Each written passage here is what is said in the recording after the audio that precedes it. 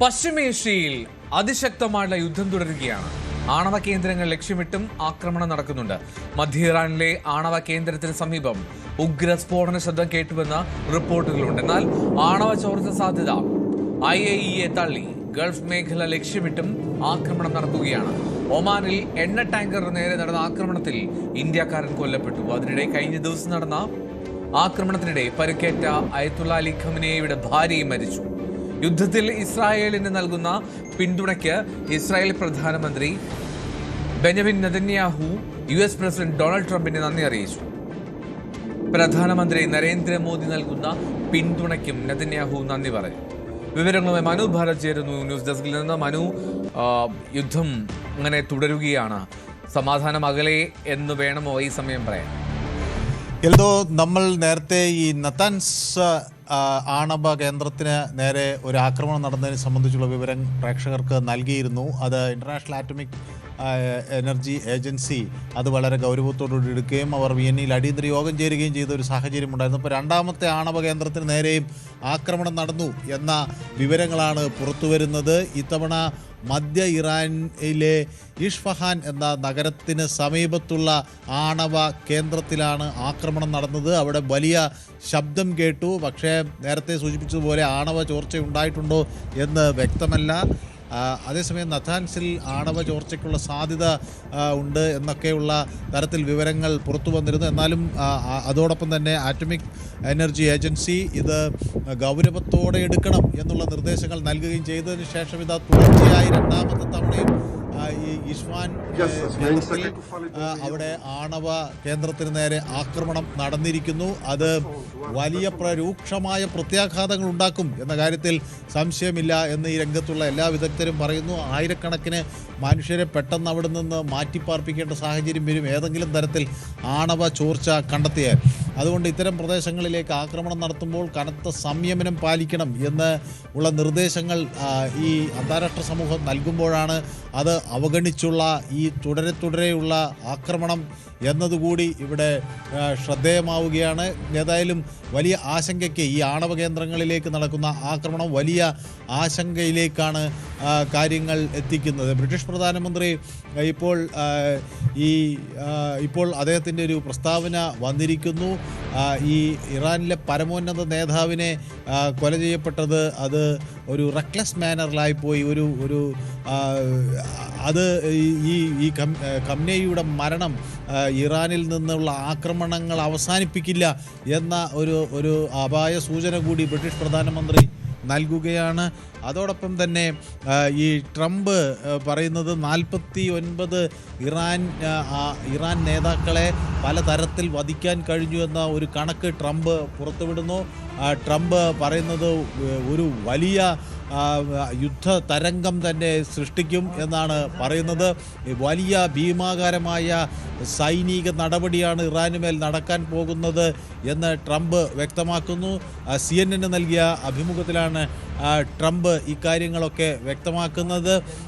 താൻ ഇതുവരെ അടിക്കാൻ തുടങ്ങിയിട്ടില്ല എന്ന് പറയുന്നു. ഇത് തുടക്കം മാത്രം. ഇനിയാണ് യഥാർത്ഥ അടി വരാനിരിക്കുന്നതാണ് ഇതിനേക്കാൾ ഭീകരം എന്നത്. The big wave hasn't even happen, the big one is coming soon എന്നാണ് ട്രംപിൻ്റെ പ്രയോഗം. എന്ന് വെച്ചാൽ ഇതുവരെ നടത്തിയ ആക്രമണങ്ങളല്ല, വരാനിരിക്കുന്ന ആക്രമണമാണ് ഇനി ഏറ്റവും വലുതായിരിക്കുക എന്ന തരത്തിലുള്ളൊരു പ്രതികരണം ട്രംപ് നടത്തുമ്പോൾ അത് വലിയ ആശങ്കയ്ക്ക് തന്നെ വഴിവെക്കുന്നു. അതോടൊപ്പം തന്നെ ട്രംപ് പറയുന്നു, I don't want to see it go on too long എന്നാണ്. ഇത് 4 ആഴ്ച കൊണ്ട് ഈ കാര്യങ്ങളൊക്കെ അവസാനിപ്പിക്കും, അതിനുള്ളിൽ ഇറാനെ തീർക്കും എന്ന ഒരു പ്രഖ്യാപനം നൽകുന്നു. അത് 4 ആഴ്ചയാണ് പദ്ധതിയിട്ടത്. ഒരുപക്ഷെ ആ പ്രാധാന്യത്തിന് ആ 4 ആഴ്ചയ്ക്ക് മുന്നിൽ അത് തീർക്കാൻ കഴിയുമോ എന്ന ഒരു നിലപാട് കൂടി വ്യക്തമാക്കുകയാണ്. ഏതായാലും ഈ ആക്രമണത്തിൽ അബുദാബിയിൽ നിന്നൊക്കെ ആളുകൾ മടങ്ങിയെത്തുന്നതിൻ്റെ വിവരങ്ങളൊക്കെ പുറത്തു വരുന്നു. അവിടെ കുടുങ്ങിക്കിടന്ന പല ആളുകളും മടങ്ങി വരികയാണ്. ട്രംപ് ഈ വെസ്റ്റ് ഏഷ്യൻ വാറിൻ്റെ ഒരു പശ്ചാത്തലത്തിൽ ഇപ്പോൾ ഇപ്പോൾ വൈകാതെ തന്നെ അദ്ദേഹം ഒരു ടെലിവിഷനിൽ ഒരു പ്രസ്താവന രാജ്യത്തോട് നടത്തും. CNN നൽകിയ പ്രത്യേക അഭിമുഖത്തിലാണ് ട്രംപ് ചില ശക്തമായ പ്രതിഫലനങ്ങളൊക്കെ വ്യക്തമാക്കിയിട്ടുള്ളത്. അപ്പോൾ ഈ ട്രംപിൻ്റെ ഒരു എന്തായിരിക്കും പ്രസ്താവന എന്നത് വൈകാതെ ഉണ്ടാകും. ട്രംപ് വൈകാതെ മാധ്യമങ്ങളെ കാണും, പ്രതികരിക്കുമെന്ന വിവരങ്ങൾ അവിടെ നിന്ന് പുറത്തു വരികയാണ്. അപ്പോൾ എന്താണ് ട്രംപ് പറയാൻ പോകുന്നത് എന്നത് അതീവ ഗൗരവത്തോടെ എല്ലാവരും ഉറ്റുനോക്കുന്നത്. ട്രംപ് CNN നൽകിയ അഭിമുഖത്തിൽ പറയുന്നത് 49 സുപ്രധാനമായ ഇറാനിയൻ നേതാക്കളെ വധിക്കാൻ കഴിഞ്ഞിട്ടുണ്ട്. മാത്രവുമല്ല ട്രംപ് പറയുന്നത് ഇറാൻ ബഹ്റിനെയും ജോർദാനെയും കുവൈറ്റിനെയും ഖത്തറിനെയും ആക്രമിച്ചു എന്നതും തന്നെ ആശ്ചര്യപ്പെടുത്തുന്നു എന്ന് പറയുന്നു. മാത്രമല്ല ട്രംപ് പറയുന്നത് അമേരിക്കൻ സേനാംഗങ്ങളെ ഇറാനിലേക്ക് അയക്കും, അത് ആവശ്യമെന്ന് തോന്നിയാൽ അമേരിക്കൻ സേനാ അംഗങ്ങളെ ഇറാനിലേക്ക് അയക്കും. അപ്പോൾ കരയുദ്ധത്തിലേക്ക് കാര്യങ്ങൾ നീങ്ങും, ഭരണം പിടിച്ചെടുക്കുമെന്നൊക്കെയുള്ള തരത്തിലുള്ള ഒരു പ്രയോഗമാണത്. അമേരിക്കൻ ട്രൂപ്പുകൾ ഇറാനിലേക്ക് പോകുന്നു എന്ന് പറയുമ്പോൾ ഇപ്പോൾ ഈ എയർ സ്ട്രൈക്കുകളാണ് നടക്കുന്നത്. അപ്പോൾ ഈ കരയുദ്ധം നടക്കുക അല്ലെങ്കിൽ ഇപ്പോൾ പശ്ചിമേഷ്യയിലെ ആ പ്രശ്നങ്ങൾ അശാന്തിക്ക് ശേഷം ഇപ്പോൾ അബുദാബിയിൽ നിന്നും പുറപ്പെട്ട ആദ്യ വിമാനം എത്തി. ഡൽഹിയിൽ എത്തിച്ചേർന്ന വിമാനത്തിൽ നിന്ന് അവിടെ യാത്രക്കാർ പുറത്തേക്ക് ഇറങ്ങുന്നു. അവർ അശാന്തിയുടെ സ്ഥലത്ത് നിന്ന് അവർ ഇന്ത്യയിലേക്ക്, സ്വന്തം മണ്ണിലേക്ക് എത്തിയതിൻ്റെ ആശ്വാസത്തിലായിരിക്കും സ്വാഭാവികമായും. ആദ്യ വിമാനം അബുദാബിയിൽ നിന്ന് പുറപ്പെട്ടത് ഇതാ ഇന്ത്യയിലെത്തിയിരിക്കുന്നു. അവിടെ നിന്നും വന്ന യാത്രക്കാർ ഇന്ത്യക്കാരാണതാ ഇപ്പോൾ ഡൽഹിയിൽ പുറത്തേക്ക് വരുന്നത്. തത്സമയ ദൃശ്യങ്ങളാണ് പ്രേക്ഷകർ കണ്ടുകൊണ്ടിരിക്കുന്നത്. മനു, ഇപ്പോൾ യാത്രക്കാർക്ക് അവിടുന്ന് മടങ്ങിയെത്തിയവർ നാട്ടിലെത്താൻ കഴിഞ്ഞതിൻ്റെ ആശ്വാസം പങ്കുവയ്ക്കുന്നു. കുടുങ്ങിക്കിടക്കുന്ന യാത്രക്കാർക്കായി പ്രത്യേക സർവീസ് UAE ആരംഭിച്ചിരിക്കുന്നു. അതോടൊപ്പം ഈ ഭാഗികമായി സർവീസുകൾ പല വിമാന കമ്പനികളും ആരംഭിച്ചിരിക്കുന്നു. അതിൻ്റെ ഭാഗമായാണ് ആദ്യ സംഘം അബുദാബിയിൽ നിന്ന് ആദ്യ സംഘം ഇപ്പോൾ ഡൽഹിയിൽ എത്തുന്നത്. ദില്ലി വിമാനത്താവളത്തിൽ ആദ്യ സംഘം എത്തിയിരിക്കുന്നു. പലരുടെയും മുഖത്ത് വലിയ ആശ്വാസം, യുദ്ധമുഖത്ത് നിന്ന് വരുന്ന തലത്തിൽ അല്ലെങ്കിൽ വലിയ പ്രശ്നങ്ങൾ സങ്കീർണമാകുന്നതിന് മുമ്പ് നാട്ടിലെത്താൻ കഴിഞ്ഞതിൻ്റെ ആശ്വാസം നമുക്ക് അവരിലൊക്കെ കാണാൻ കഴിയും. പക്ഷേ ഗൾഫ് മേഖലയിൽ വ്യാപകമായ ആക്രമണം തുടരുന്നു എന്നതും ഈ ആക്രമണം അവസാനിക്കണം എന്നതും ഒക്കെ വലിയ ആവശ്യമായി പല കേന്ദ്രങ്ങളിൽ നിന്നും ഉയരുന്നു. എയർ ഇന്ത്യ ഇപ്പോൾ പറയുന്നത് സാഹചര്യങ്ങളെ കുറെ കൂടി വളരെ അടുത്ത് നോക്കുന്നു. കൂടുതൽ സർവീസുകൾ ആരംഭിക്കുന്നതിനെ സംബന്ധിച്ചൊക്കെയുള്ള ചർച്ചകൾ, അത് സംബന്ധിച്ചൊക്കെയുള്ള തീരുമാനങ്ങൾ എടുക്കാനായി സാഹചര്യത്തെ വളരെ വളരെ അടുത്ത് ഗൗരവത്തോടെ നിരീക്ഷിക്കുന്നുവെന്ന് എയർ ഇന്ത്യ വ്യക്തമാക്കുന്നു. അതോടൊപ്പം ട്രംപിൻ്റെ ഒരു പ്രതികരണത്തിനായി എല്ലാവരും കാത്തിരിക്കുന്നു. മധ്യേഷ്യയിൽ കൂടുതൽ കനത്ത ആക്രമണങ്ങൾ ഉണ്ടായേക്കും എന്ന സൂചന തന്നെയാണ് ട്രംപ് CNN നൽകിയ അഭിമുഖത്തിൽ നിന്ന് വ്യക്തമാക്കുകയും ചെയ്യുന്നത്. ഖത്തറിൽ 2 ഇറാനിയൻ ഫൈറ്റർ ജെറ്റുകൾ ഇപ്പോൾ തകർത്തതിൻ്റെ വിവരങ്ങൾ കൂടി പുറത്തു വരുന്നു.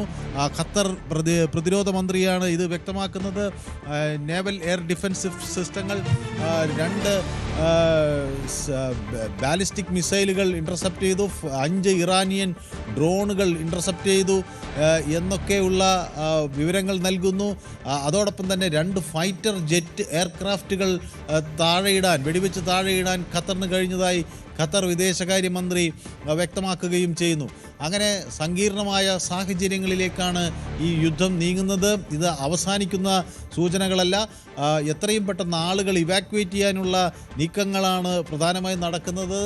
ഇപ്പോൾ ഇൻഡിഗോ വിമാനവും ഇവാക്വേഷൻ നടപടികളിലേക്ക് ഭാഗികമായി സർവീസുകൾ ആരംഭിക്കുന്നതിനെക്കുറിച്ചുള്ള വിവരങ്ങൾ നൽകുന്നു. ഇൻഡിഗോ 10 പ്രത്യേക ദുരിതാശ്വാസ മേഖലയിലേക്ക് എന്ന തരത്തിൽ പ്രത്യേക സ്പെഷ്യൽ റിലീഫ് വിമാനങ്ങൾ ജിദ്ദയിലേക്ക് അയക്കും. അത് അവിടെ കുടുങ്ങിക്കിടക്കുന്ന ആളുകളെ ജിദ്ദയിൽ നിന്ന് നാട്ടിലെത്തിക്കുന്നതിന് വേണ്ടിയുള്ള ശ്രമങ്ങൾ നടത്തും എന്ന് വ്യക്തമാക്കുന്നു. പ്രധാനമന്ത്രി നരേന്ദ്രമോദി കിങ് അബ്ദുള്ള രണ്ടാമൻ, ജോർദാനിലെ കിങ് അബ്ദുള്ള രണ്ടാമനുമായി അദ്ദേഹം ചർച്ച നടത്തിയിരിക്കുന്നു. അബ്ദുള്ള രണ്ടാമനിൽ നിന്ന് അതുപോലെ തന്നെ പ്രധാനമന്ത്രി മറ്റ് പല രാഷ്ട്രത്തലവന്മാരുമായും ഒക്കെ നേരത്തെയും ചർച്ചകൾ നടത്തി. രാജ്യത്തിലെ ഇന്ത്യക്കാരായ പൗരന്മാർ, അവിടെ പ്രവാസികളായുള്ളവരുടെ സുരക്ഷാ സംവിധാനത്തെക്കുറിച്ചാണ് പ്രധാനമായി തൻ്റെ ആശങ്ക എന്ന് പ്രധാനമന്ത്രി അറിയിക്കുകയും ഒക്കെ ചെയ്തു. പ്രധാനമന്ത്രി ഇപ്പോൾ ട്വിറ്ററിൽ കുറിച്ചിരിക്കുന്നത് spoke with his majesty king Abdullah second അപ്പോൾ ജോർദാനിലെ രാജാവിനോട് സംസാരിച്ചു എന്നാണ് വ്യക്തമാക്കുന്നത്. Conveyed our deep concerned at the evolving situation in the region. We reaffirm our support for peace, security and the well-being of people of Jordan എന്ന് പ്രധാനമന്ത്രി അസന്നിഗ്ധമായി പറയുന്നു. അവിടുത്തെ സുരക്ഷയ്ക്കും സമാധാനത്തിനും ജനക്ഷേമത്തിനും വേണ്ടിയുള്ള എല്ലാ പിന്തുണയും ഇന്ത്യയിൽ നിന്ന് നൽകുമെന്ന് ജോർദാൻ രാജാവിന് ഇന്ത്യൻ പ്രധാനമന്ത്രി നരേന്ദ്രമോദി ഉറപ്പു നൽകുന്നു. മാത്രവുമല്ല, അദ്ദേഹം ആവശ്യപ്പെടുന്നത് ഇന്ത്യൻ സമൂഹത്തെ, ജോർദാനിലുള്ള ഇന്ത്യൻ സമൂഹത്തെ സുരക്ഷിതരായി വെക്കണമെന്ന ആഗ്രഹം അദ്ദേഹം മുന്നോട്ട് വയ്ക്കുന്നു. അത് ഇതുവരെ ചെയ്തിരിക്കുന്നു. അതിന് നന്ദിയും പ്രധാനമന്ത്രി ജോർദാൻ രാജാവിനെ അറിയിച്ചു എന്ന് ഇപ്പോൾ ട്വിറ്ററിൽ കുറിച്ചിരിക്കുന്നു. അതോടൊപ്പം തന്നെ ഈ ട്രംപ് ഇപ്പോഴും നൽകുന്ന CNN-ലൊക്കെ നൽകിയിട്ടുള്ള അഭിമുഖത്തിൽ നിന്ന്, അതുപോലെ ന്യൂയോർക്ക് പോസ്റ്റുമൊക്കെ നൽകുന്ന വിവരങ്ങളിൽ നിന്ന് പുറത്തു വരുന്നത് കുറെ കൂടി ആശങ്ക പരത്തുന്ന വിവരങ്ങൾ തന്നെയാണ്. കാരണം ഗ്രൗണ്ട് ട്രൂപ്സിനെ അയക്കും ഇറാനിലേക്ക് എന്ന് ട്രംപ് പറയുന്നു. അത് കരയുദ്ധം ഇത് വ്യാപിക്കുന്നൊരു സാഹചര്യം ഉണ്ടായാൽ അത് സാധാരണഗതിയിൽ ഈ വ്യോമ ആക്രമണം എന്നത് മിലിറ്ററി ഇൻസ്റ്റലേഷൻസിലേക്ക് മാത്രമേ നടക്കൂ. പക്ഷെ കരയുദ്ധം വരുമ്പോൾ മൊത്തം സിവിലിയൻസിനെയും സാധാരണ ജനവിഭാഗത്തെയും ബാധിക്കുന്ന തരത്തിലേക്ക്. കൂടുതൽ വാർത്തകൾക്ക് News 18 Keralam YouTube channel subscribe ചെയ്യുക.